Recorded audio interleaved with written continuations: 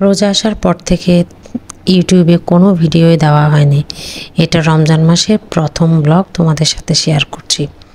আসলে আমি একটু অসুস্থ ছিলাম, যার কারণে ওভাবে আসলে ব্লগ শেয়ার করতে পারিনি। আমার দাঁতে প্রচুর ব্যথা ছিল, তো কোনো রকম আমি রোজাটা পার করেছি। এর মধ্যে ডাক্তার দেখিয়েছি, দাঁতের স্ক্যালিং করিয়েছি। তো আপাতত 6 মাস টাইম দিল, দেখা যাক কি হয়। তো এটার কারণে আমি এতটা বেশি অপ্রস্তুত ছিলাম ভিডিও তৈরি করতে, যার কারণে কোনো ভিডিও ইউটিউবে একদম রমজান মাস থেকে কোনো ভিডিও আপলোড করতে পারিনি। তো আমি তোমাদের সাথে এই যে রোজার মাঝখানের ভিডিও শেয়ার করছি। এটা রোজার প্রথম দিন কি দ্বিতীয় দিন এরকমটা হবে।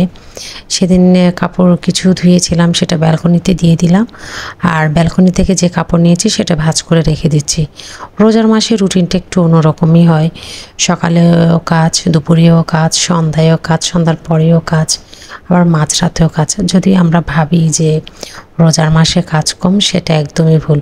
সকালে করতে হয় রান্না, বিকালে করতে হয় এটা কি ইফতারের জন্য রেডি।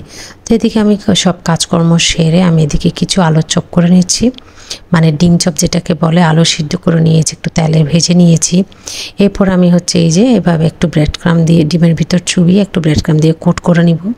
তারপরে হয়ে যাবে আমার আলুর চপ। আমি কিছু ফ্রোজেন করে রাখছি, যেহেতু সবসময় এভাবে রেগুলার বানানো সম্ভব হয় না। অবশ্যই ফ্রোজেন করলে কিন্তু আলুর চপটা তেলে দিয়ে ভেজে নিতে হবে।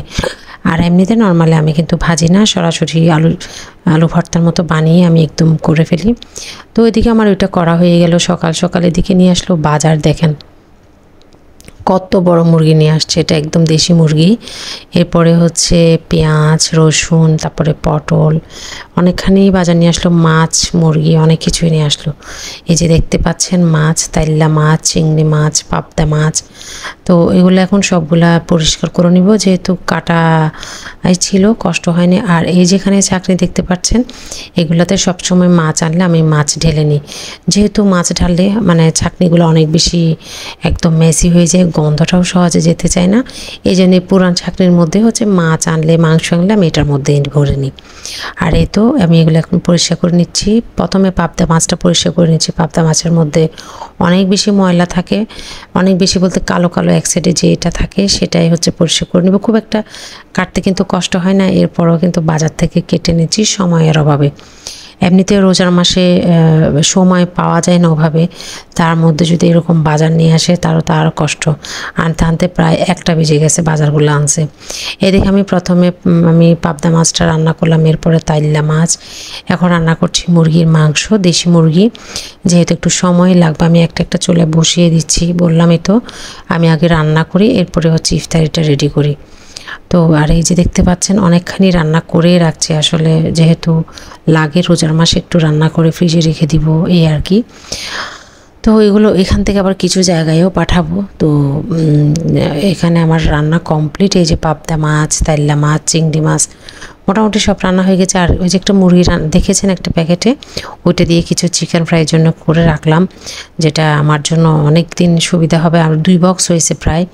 এদিকে দেখেন ইফতারে কি বানিয়েছি। আমি সালাদ কেটে নিয়েছি, কলা, আলুর চপ আর বেগুনি। আমি খুব একটা ভাজা পোড়া খাই না, আসলে খুবই কম। সেই সাথে শরবত দেখতে পাচ্ছেন, মানে শরবত বলতে এটা লাচ্ছি, দই শরবত বানিয়েছি, যেটা অনেকখানি পাতলা হয়ে গেল দেখতে পাচ্ছেন। এটা সম্ভবত দ্বিতীয় রোজায় এরকম হবে, প্রথম রোজায় আমি কোনো ব্লগই করতে পারি নাই তেমন একটা। আর এই তো হয়ে গেল আমার এখন শরবতটাও। এখন ইফতারি করার টাইম। সব কিছু দিয়ে দিলাম। আর এখানে কিছু বিরিয়ানি ছিল, আসলে আমার মা কিছু বিরিয়ানি পাঠিয়েছিল, সেটা আমি এখানে টেবিলে দিয়ে দিয়েছি। এই যে খাচ্ছি, দেখতে পাচ্ছেন আমি ডিম চপ দিয়ে বিরিয়ানি খাচ্ছি। আর এই যে কিছু ফ্রোজেন করে রেখেছি, সেটা শক্ত হয়ে গেছে, এখন আমি এটা বক্স করে নিব। আসলে কাজ যদি একটু আগায় রাখতাম রোজার আগে, তাহলে আমার এই রোজার মাসে এগুলো করতে হতো না, তারপরে এতটা কষ্ট হয় নাই। একটু গুছিয়ে কাজ করলে আসলে হয়ে যায়। এই যে ইফতারি করলাম, এখন টেবিলে দেখেন কতখানি ময়লা হয়েছে। এখন এগুলো পরিষ্কার করা অনেক কষ্ট। ইফতারির পর যেটা সবথেকে কঠিন কাজ, সেটা টেবিল পরিষ্কার করা। তারপরে কিছু করার নেই, টেবিল ওভাবে আসলে পরিষ্কার করতে হয়। আর এই তো এখন আমি টেবিলটা পরিষ্কার করে নিচ্ছি ভালো করে। দেখতে পাচ্ছেন আমি একটু ক্লিনার দিয়ে পরিষ্কার করে নিব। তো টেবিলটা আমার ভেঙেই গেছে, আমার ছেলে খেলতে গিয়ে টেবিলটাই ভেঙে ফেলছে। তো যেটাই হোক এটুকুর মধ্যে থাক, পরে না হয় চেঞ্জ করব। আর এখন তো রোজার মাস, এখন এগুলোতে মাথা দিতে পারতেছি না। আর আমার বাসায় খুব একটা মেহমান আসে বা ওরকম কিছুই না, আমরাই এই জন্য আসলে অত মাথায় দিচ্ছি না। বানাইলে হয়তো খুব একটা ভালো করে বানাবো, এই জন্যই চুপ করে আসি। আর দেখেন থালা বাটি যে নিয়ে গেলাম এক জায়গায় বিছিয়ে সব জমা করে রেখেছি, এখন এগুলো ধুয়ে নিচ্ছি। আমার অনেক বেশি কষ্ট লাগে ইফতারের পর, মনে হয় যে এই কাজটা কেউ করে দিতে পারলে আমি অনেক বেশি দোয়া করব, এরকম একটা অবস্থা। আর এই তো আমার মোটামুটি হয়ে গেছে থালাবাটি ধোয়া। আর এটার কথা অনেকে জিজ্ঞেস করেছেন, এই যে এখানে পানি ঝরাতে দিয়ে এটা কোথা থেকে নিয়েছে। এটা আরএফএল-এর, আপনি বেস্ট বাই একদম দেখবেন সবসময়। এটা সম্ভবত 200-300 টাকা এরকম হবে, 300 টাকার মতো। আর এই যে চুলাটা একটু মুছে নিচ্ছে, এটা আমাদের দৈনন্দিন কাজ ইফতারের পর প্রতি রোজার মধ্যে। থালাবাটি ধোয়া, টেবিল পরিষ্কার করা, চুলা মোছা, এটা একদম রেগুলার কাজ। এটা না করলে দেখা যায় কি অনেক বেশি মেসি হয়ে থাকে রান্নাঘরটা। তো সেহেরিতে কাজ করা যায় না, সেহেরিতে উঠে কিন্তু ভাত রান্না করতে হয়, অন্যান্য কাজকর্মগুলো তো করতে হয়, তরকারি গরম করতে হয়, কিন্তু গুছানো না থাকলে সেটাও করা যায় না। তো এদিকে আমার সব কিছু ধোয়া শেষ, আমি বেসিনটা একটু ক্লিন করে নিচ্ছি, ভালো করে ক্লিন করে পানিটা একটু মুছে দিব। এই তো আমার হয়ে গেল। এখন হচ্ছে বাকি কাজকর্ম করব। এর মধ্যে আবার নামাজ আছে, অনেকখানি নামাজ থাকে। তো রোজার মাসে যে যাই বলুক, আমার কাছে মনে হয় যে অনেক বেশি কাজ থাকে। আল্লাহ তাআলা যেখানে শুধু ইবাদত করতে বলেছেন, আমাদের অন্যান্য কাজকর্ম করতে কিন্তু চলে যায়। যেটা হোক, এটা পরের দিন সকাল, হয়তো 3য় রমজান এরকম কিছু একটা হবে। সকালে দেখেন বাজার নিয়ে আসছে, এর দিনও ওই তার আগের দিন বাজার নিয়ে আসছে, আবার সকালেই বাজার। গরু মাংস নিয়ে আসছে, গরু মাংস না, এখানে খাসির মাংস, মুরগির মাংস নিয়ে আসছে, এই যে দেখতে পাচ্ছেন। ওগুলা যেহেতু চিকেন ফ্রাই করে ফেলছি, রান্না করার মতো আর আসলে মুরগি ছিল না, যার কারণে এগুলো নিয়ে আসা। গতকালে যেগুলো রান্না করেছি এগুলো কিছু জায়গায় পাঠিয়েছি, আমি বলেছি কোথায় পাঠিয়েছি এটা বলতে চাচ্ছি না। তো যেটাই হোক, যার কারণে বাজারও আসলে নাই। এভাবে হালিম রান্না করব, হালিম সিদ্ধ করতে দিলাম। যেহেতু মুরগি নিয়ে আসছে, ওইটা দিয়ে হালিম রান্না করব। আমি ডালটা একটু সিদ্ধ করতে দিলাম, ওইটা সিদ্ধ হতে হতে আমি খাসির মাংসটা একটু ধুয়ে নিই, কারণ খাসির মাংসের মধ্যে অনেক বেশি লোম থাকে। তো এই তো আমার মোটামুটি ধোয়া হয়ে গেল, আমি 2-3 বার 4-5 বার করে ভালো করে ধুয়ে নিলাম। আর এই তো এখন ক্লিন করা শেষ। এখন হচ্ছে রান্না করব পটল দিয়ে চিংড়ি মাছ দিয়ে রান্না করব। পটল দিয়ে চিংড়ি মাছ না, পটল দিয়ে বরবটি দিয়ে রান্না করব, চিংড়ি শুটকি দিয়ে। আর এটা হচ্ছে যে খাসির মাংস রান্না করব নর্মালি যেভাবে রান্না করে। আর এদিকে আমি হচ্ছে এই যে সব কিছু দিয়ে দিচ্ছি, হলুদ বাটা, রসুন বাটা, পেঁয়াজ কুচি, তারপর কাঁচামরিচ বাটা দিয়ে তেল দিয়ে দিলাম। এরপর যা মশলা আছে সব দিয়ে দিব। কয়েক পিস আলু দিয়ে দিলাম, আলুটা দিলে আমার ভালো লাগে। নর্মালি যে খাসির মাংস রান্না হয় সেটাই আমি রান্না করছি, হয়তো বা একটু নারকেল বাটা, বাদাম বাটা দিলে অনেক বেশি ভালো লাগতো। তবে ওই যে রোজার মাসে সাদা মাটা খাসির মাংসটাই ভালো লাগে। আর এই তো আমি দিয়ে দিচ্ছি আর একটু হচ্ছে ওই যে হালিমের জন্য যে মুরগির মাংস, সেটা একটু রান্না করে নিচ্ছি। আমি যখন ডাল সিদ্ধ করতে দিয়েছিলাম সেখানে আমি অর্ধেকটা মশলা দিয়েছি, আর বাকি মশলাটা মুরগি রান্নার জন্য রেখে দিয়েছি। আমি কোনো মশলাই দিব না। অনেকে হালিম রান্না করে প্যাকেট হালিম, তাও মজা হয় না। আসলে এখানে যা দিয়েছে সেটা দিয়ে খুব মজা করে কিন্তু রান্না করা যায়। আর এদিকে আমার এই যে খাসির মাংস হয়ে গেল, দেখেন কতটা লোভনীয় হয়েছে।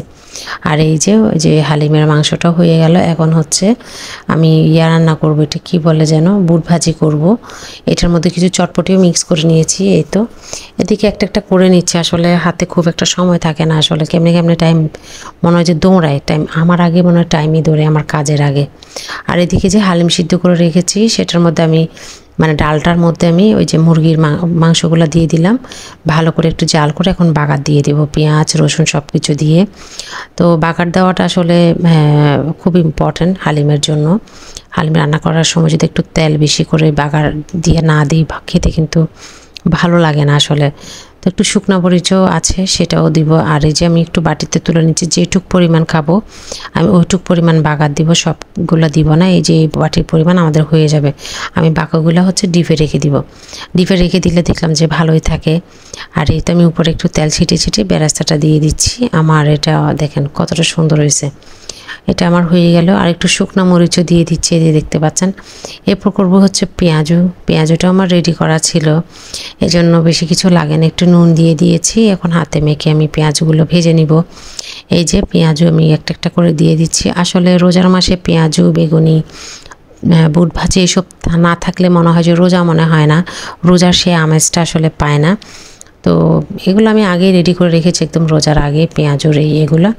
তো এগুলো আমার অলমোস্ট হয়ে গেছে। এখন হচ্ছে আমি নামিয়ে নিব। অল্প একটু একটু দিয়ে দিচ্ছি, কিছু বড় সাইজের করছি, কিছু মিডিয়াম সাইজের। যে যেভাবে খেতে পছন্দ করে সেভাবেই খাবে। মিডিয়াম সাইজ করলে হয় কি একটু মচমচা হয়, খেতেও ভালো লাগে। আর এই তো আমার হয়ে গেল, হালিমটাও রেডি। টেবিলে সব কিছু দিয়ে দিলাম, বুট ভাজি, পেঁয়াজও। আর বেগুনি করা হয় না। আর এদিকে ছিল চিড়া, এটা চিড়া না সরি মিহিদানা, দুধ দিয়ে ভিজিয়ে রেখেছি। এটা আমার ছোটো ভাইয়ের শ্বশুর বাড়ি থেকে দিছে। তো যেটাই হোক, এখন আমার অলমোস্ট হচ্ছে রেডি। এটা দিয়ে আমাদের আজকের ইফতারে, সেই সাথে ছিল শরবত, রুয়াবজার শরবত। এটা আমার খুব পছন্দ আসলে, যে যাই বলুক আমার রুয়াবজার শরবতটাই ভালো লাগে। এখন হচ্ছে আমরা বাটিতে একটা একটা নিয়ে নিব। আর টেবিলে সব কিছু দেওয়া হলো। আর হালিমের জন্য কিছু লেবুও কেটে নিয়েছি। আর এটা দিয়ে আজকের ভিডিওটা আমি শেষ করছি। আল্লাহ হাফেজ।